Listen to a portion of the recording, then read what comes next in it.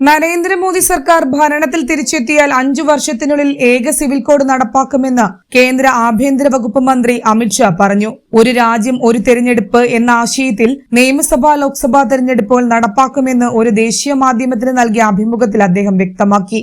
ഭരണഘടനയുടെ സൃഷ്ടാക്കൾ സ്വാതന്ത്ര്യം നേടിയതു മുതൽ നമ്മുടെ പാർലമെന്റിനും രാജ്യത്തെ സംസ്ഥാന നിയമസഭകൾക്കും വിട്ടുകൊടുത്ത ഉത്തരവാദിത്തമാണ് ഏക സിവിൽ കോഡ്. ഭരണഘടനാ അസംബ്ലി തീരുമാനിച്ച മാർഗനിർദ്ദേശങ്ങളിൽ ഏക സിവിൽ കോഡും ഉൾപ്പെടുന്നു. ഭരണഘടനാ രൂപീകരണ സമയത്ത് KM മുൻഷി, രാജേന്ദ്ര ബാബു, അംബേദ്കർ തുടങ്ങിയ നിയമപണ്ഡിതർ രാജ്യത്ത് മതാടിസ്ഥാനത്തിൽ നിയമങ്ങൾ ഉണ്ടാവരുതെന്നും എല്ലാവരെയും ഉൾക്കൊള്ളുന്ന ഏകീകൃത സിവിൽ കോഡ് ഉണ്ടാകണമെന്നും ആവശ്യപ്പെട്ടിരുന്നതായും അമിത്ഷാ ചൂണ്ടിക്കാട്ടി. അടുത്തിടെ ഉത്തരാഖണ്ഡിൽ പുഷ്കർ സിംഗ് ധാമി സർക്കാർ നടപ്പിലാക്കിയ ഏക സിവിൽ കോഡ് നിയമം സാമൂഹികവും നിയമപരവുമായ പരിശോധനയ്ക്ക് വിധേയമാക്കണമെന്നും മതമേലധ്യക്ഷന്മാരുമായി കൂടിയാലോചിച്ച് വേണ്ട മാറ്റങ്ങൾ വരുത്തണമെന്നും അമിത്ഷാ പറഞ്ഞു.